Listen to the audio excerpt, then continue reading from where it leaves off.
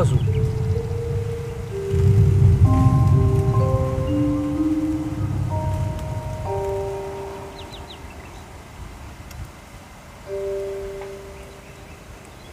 C'est l'histoire d'une fille qui s'appelle Marie. Elle vit seule, elle vit près de Bayonne, dans un petit village. Marie, elle a une passion. Les oiseaux. Elle aime les oiseaux, tous les oiseaux. Elle a des livres sur leur mythologie, etc. Elle est vraiment, vraiment passionnée. Elle collectionne tout un tas de choses autour des oiseaux. Elle aime les chants d'oiseaux, elle aime tout ce qui se rapproche aux oiseaux. Mais elle a une petite passion pour protéger ses animaux préférés. C'est de confectionner des petites maisonnettes pour les oiseaux. Des petites maisonnettes pour les oiseaux, elle les nourrit, etc. Enfin, elle s'en occupe bien et puis elle va mettre ça, elle a un grand jardin, donc elle va mettre ça dans son jardin à des endroits différents et c'est vraiment une pure passion. Et d'ailleurs, les gens qui passent savent que c'est la dame aux oiseaux. Parce que il y a toujours des gens comme ça dans les villages, dans les villes, des gens qui vont être, on va dire, attachés à quelque chose, une passion ou autre. Elle, c'est la dame aux oiseaux. Les gens, quand ils passent, qu'ils voient son jardin, ils voient plein de petites maisonnettes. Alors, il y en a sur pied, il y en a accrochées à des arbres, etc. Il y en a sur le grillage. Il y en a vraiment partout. Et comme elle les nourrit, du coup, il y a toujours plein d'oiseaux autour de sa maison. Et du coup, elle vit sa meilleure vie, en fait. Mais elle vit seule. Elle vit seule, ça lui dit rien d'avoir un mec. Elle est pas, c'est pas dans son intérêt. Elle est pas trop, elle est pas trop dans les relations, quoi. Le décor est planté. Vous connaissez à peu près Marie. Vous voyez comment elle vit, etc. Si on s'intéresse un petit peu entre guillemets à sa vie amoureuse.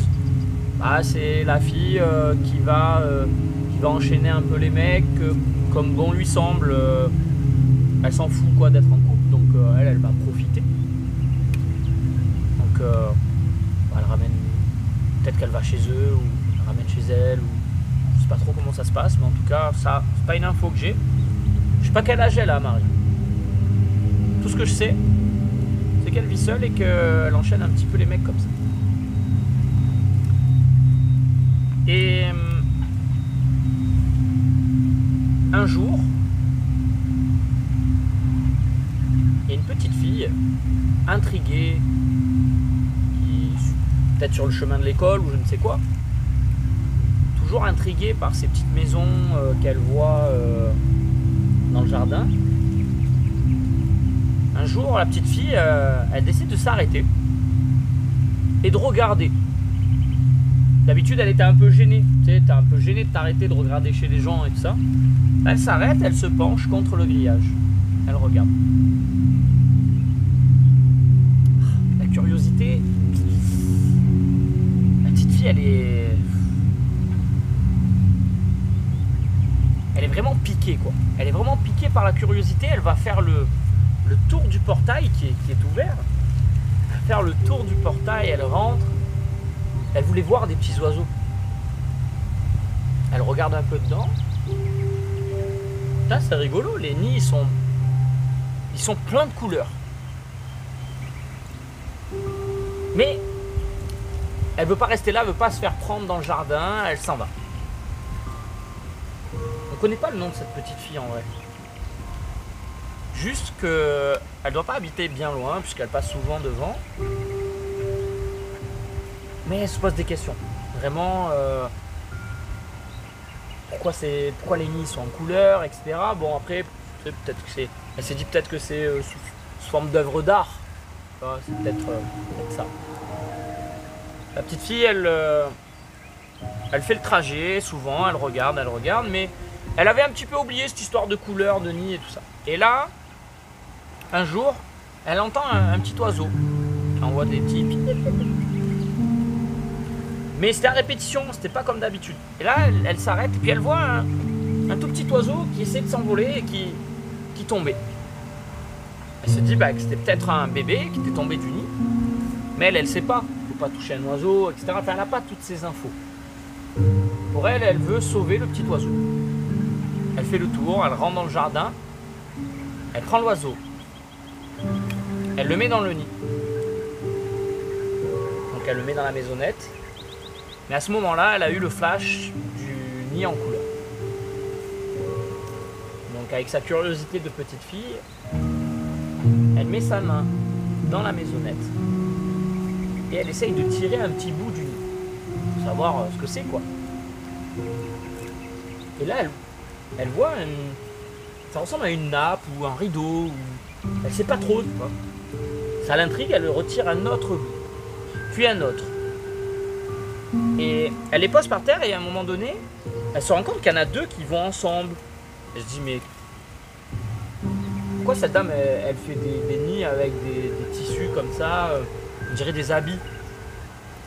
Elle se dit mais pourquoi les nids sont faits en habits?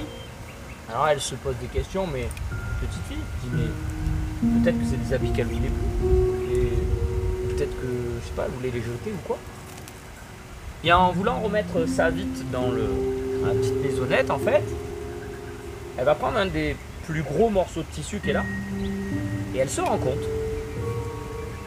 qu'il y a écrit sur le bout de tissu, peut-être au feutre ou quoi, il y a écrit « Aidez-moi ».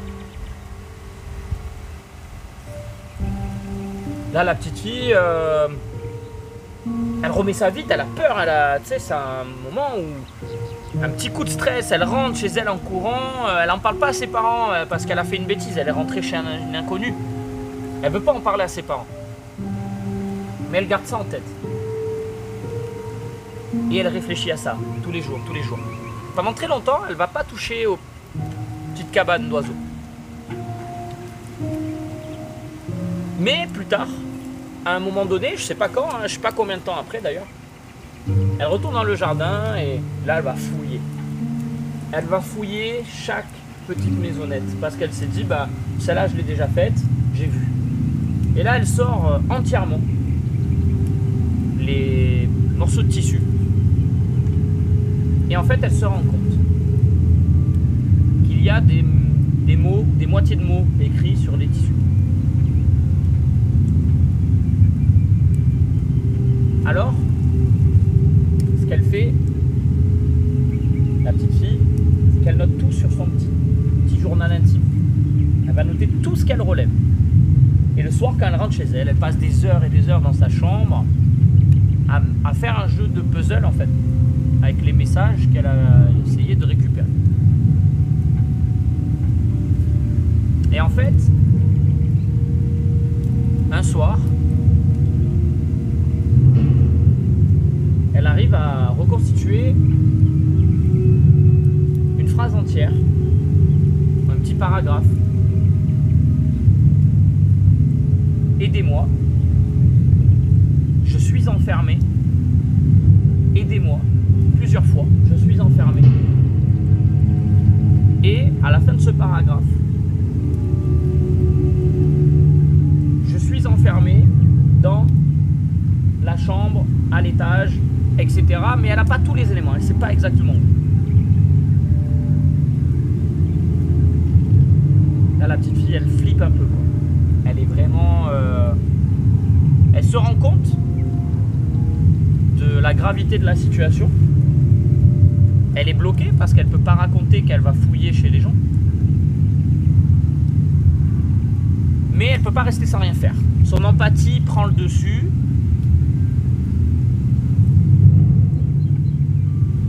Elle se dit, bon faut que j'aille faire quelque chose. Faut que j'aille voir qui est bloqué. Elle veut essayer de sauver la personne qui est bloquée. Pour revenir sur le point de vue de Marie, elle vit sa meilleure vie.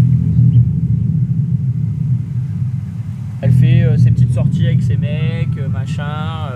Elle rentre chez elle, elle va tout simplement construire ses petits trucs d'oiseaux. Elle vit avec ses trucs autour des oiseaux. Tout va bien. Marie, elle a quand même un quotidien assez, je dirais pas millimétré, mais elle a quand même ses habitudes. Et la petite fille, un soir, elle dit à ses parents, je vais dormir chez une copine et tout ça. Elle s'est arrangée avec cette copine en question pour essayer de faire style aux parents, etc. Les parents déposent la petite fille devant chez la copine. La petite fille rentre chez la copine, dépose son sac d'affaires, ressort. Les parents de la copine ne sont pas au courant. Elle a fait tout un plan. Elle ressort et elle va directement à la maison de Marie. Et elle s'est rendue compte que Marie, en fait, elle sortait, elle fermait à clé sa maison. Donc elle s'est dit, ça y est, elle va partir en vrai. Elle va partir et il y a quelque chose. Elle attend que Marie parte avec sa voiture. Et là, la petite fille, elle vient et elle fait le tour partout. La maison, à l'extérieur, elle essaye d'ouvrir les fenêtres, elle essaye tout. Et en effet, en faisant le tour de la maison, un endroit qui n'est pas visible, elle se rend compte qu'il y a une fenêtre les volets sont fermés. Et c'est la seule fenêtre où les volets sont fermés. Donc elle s'est dit, c'est sûrement là, la personne est enfermée, etc., etc. Elle fait le tour, elle essaye d'ouvrir la baie vitrée, elle essaye d'ouvrir la porte du garage, etc. Il n'y a rien qui s'ouvre. Et là, la petite fille, elle va prendre son courage à deux mains. Elle se dit, moi j'ai fait un coup à mes parents et tout, ils vont l'apprendre, hein, que j'ai pas dormi chez ma copine et tout. Là, elle prenait un risque. Elle s'est dit, c'est maintenant ou jamais. Elle va prendre un caillou, assez gros caillou, et elle va au niveau d'une petite fenêtre qui est à côté du garage. Elle prend le caillou, elle le balance sur la fenêtre explose, littéralement. Et avec un autre caillou, elle va taper tous les petits morceaux. Elle va rentrer, et comme elle va voir qu'il y a des petits morceaux de verre et tout, en fait, elle va prendre sa veste et elle va la poser sur la fenêtre pour pouvoir passer. En fait, jusque-là, tout va bien. Elle rentre dans la maison. Et là, elle se retrouve plongée dans une maison qui n'est pas la sienne, avec un petit âge, hein. Je sais pas quel âge elle a en fait, cette fille-là. Je sais pas si elle n'est pas au début de collège ou je sais pas trop, tu vois. Elle va visiter la chambre, enfin, avant d'aller à la chambre, elle va visiter le salon, elle va visiter la cuisine, etc. Elle essaye de prendre un peu ses repères et tout. Puis elle avait pris avec elle une petite lampe torche, toute petite. Elle s'est dit, vaut mieux que j'éclaire avec ma lampe torche, parce que si j'éclaire directement, en fait je vais me retrouver que les gens vont voir depuis l'extérieur qu'il y a une personne dans la maison, et si c'est Marie qui s'aperçoit qu'il y a quelqu'un chez elle, du coup elle va être alertée. Donc elle avait déjà réfléchi à ça. Je vous rappelle que la petite fille, ça fait au moins peut-être 4-5 mois, ou voire plus encore. Ça fait des mois qu'elle réfléchit à comment elle allait faire, etc. Franchement, elle avait fait tout un plan et tout. Et quand on est gosse, on réfléchit pas trop aux conséquences. Donc elle s'est dit, bon let's go, j'y vais. Il y a quelqu'un en danger et moi je suis la seule à le savoir. Je peux pas le raconter, je peux le raconter à personne. D'où l'erreur de le raconter à personne d'ailleurs. Et en fait, elle monte les escaliers. Et là, elle essaye de chercher, mais elle n'arrive pas à se repérer. Elle n'est pas très forte à ça. Elle sait que c'était derrière la maison et tout, mais quand elle est dedans la maison, elle ne sait pas trop où elle est. Donc Donc elle va ouvrir une chambre, puis une autre, une salle de bain, etc. Elle sait pas trop où elle est. Et là, elle tombe sur une porte qui est fermée. Elle essaye d'ouvrir cette porte. Elle est fermée à clé. C'est la seule porte qui est fermée à clé. Au moment où elle essaye d'ouvrir, elle fait du bruit avec la porte. Elle entend littéralement 2 pieds se poser au sol. Tu sais, bam, bam, bam. Elle entend des bruits de pas un peu comme ça sur le sol. Et d'un coup, il y a une personne qui vient de l'autre côté de la porte et qui lui dit c'est qui? C'est qui? Et là, la petite fille, avec une voix tremblotante, elle lui dit je suis la voisine, j'ai vu les messages sur les habits. Là, tout de suite, elle comprend et elle entend une autre petite fille pleurer derrière la porte. Là, à partir de là, l'histoire, elle devient un peu glauque. Parce que là, vous devez vous poser 1 milliard de questions. Mais c'est qui cette petite fille qui est enfermée? Pourquoi? Comment? Qu'est-ce que c'est? La petite fille, elle est là, elle veut juste sortir l'autre fille qui est derrière. Et elle lui dit écoute, je suis jamais allé dans la maison, je connais que cette chambre. Je peux pas t'aider. Je peux pas te dire où sont les clés. Je peux rien te dire, je sais pas ce qu'il y a dans la maison. Elle lui dit mais trouve quelque chose, sors-moi de là, sors-moi de là. Elle me dit oui mais j'ai peur que la dame elle revienne, j'ai peur qu'elle revienne. Et là la petite fille, derrière la porte, elle dit t'inquiète pas, ma maman, quand elle part le soir, elle revient tard.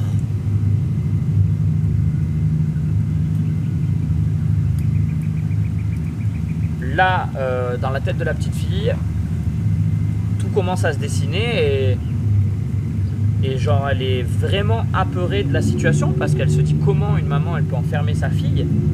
Si ma maman, moi, elle m'enfermait comme ça serait complètement fou et tout. Alors, ça lui donne de la force et elle va chercher des trucs pour essayer de casser la porte. Elle va dans le garage, elle remonte. Au début, elle va prendre un tournevis, elle essaye de dévisser la porte au niveau de la poignée. Elle se rend compte que ça dévisse la poignée mais que ça ouvre pas. Ensuite, elle va chercher une scie, elle essaye de scier, etc. Enfin, elle sait pas y faire, quoi. C'est vraiment une gamine. Et au bout d'un moment, elle se dit c'est pas possible, faut que je trouve quelque chose d'autre, quoi. Et là, elle va prendre un marteau et elle va taper très fort avec le marteau. Très fort, très fort, très fort, jusqu'à faire un trou. Et dès qu'il y a un premier trou, elle se regarde face à face avec la petite fille et elle voit donc les yeux encore trempés de larmes de la petite fille en face. L'autre voit l'autre petite fille, c'est la première fois qu'elle voyait notre enfant, littéralement. Du coup, les yeux brillants, la voix tremblotante des deux côtés. Elles se sont dit bon allez, on y va à deux et elles commencent à essayer de bouger la porte qui est cassée. Donc elle force pendant un long moment. Et pendant un long moment, elle lutte pour briser cette porte. Et elle arrive à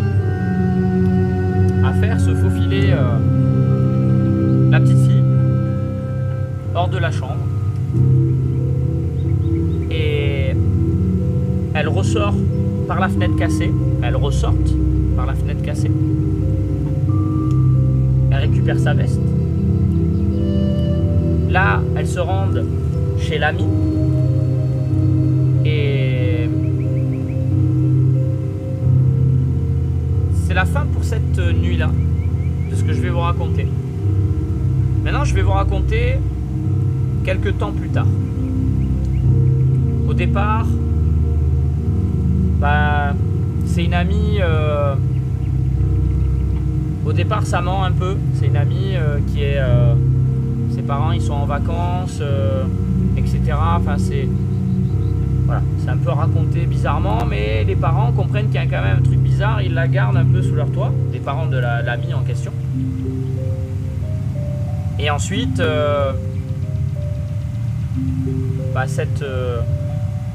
cette petite fille qui était là avec eux va finir par grandir un petit peu. Et du coup, en allant essayer de déclarer, les parents ils se rendent compte qu'elle n'est pas déclarée officiellement au niveau de la loi, etc. Enfin, et du coup, ils acceptent donc de la garder au niveau de l'adoption. C'est accepté. Et là, elle va encore grandir, et il arrive un moment donné où elle est quasi adulte. Mais entre-temps, il n'y avait que les 3 petites filles en tout. Là, la première petite fille, l'amie de la petite fille et la petite fille qui a été retrouvée, qui vont être au courant de l'histoire de cette fille-là. Et on apprendra plus tard qu'elle avait des frères et sœurs qui ont disparu, elle ne sait pas où ils sont. Elle dira aussi, on apprendra plus tard que du coup elle est née dans la maison, littéralement. On apprendra aussi un petit truc assez glauque, parce que au moment où les 2 petites filles lui demandent son prénom, parce qu'au tout début, quand il y avait le moment du sauvetage, il n'y avait pas le temps d'échanger sur le prénom et tout, elles y ont même pas pensé. Mais après, il y a eu le moment du prénom, et au moment du prénom, la petite fille avait dit, et c'était resté un peu comme ça, et après au niveau de l'adoption, ils lui ont donné un prénom, mais en gros, la petite fille avait dit au départ, je sais pas, ma maman m'appelle son petit oiseau. Et donc, au moment où cette histoire elle ressort, au moment où la vérité éclate quelque part pour les adultes de l'époque, eh bien, dans tous les cas, Marie, collectionneuse de tout ce qui se rapporte aux oiseaux, a disparu littéralement. Elle a juste déménagé, on ne l'a jamais retrouvée, on n'a aucune nouvelle de Marie, mais on peut imaginer qu'elle a juste élevé ces petits oiseaux et que certains se sont juste envolés. C'est la fin de cette histoire. Merci d'avoir écouté, j'espère que l'histoire vous a plu.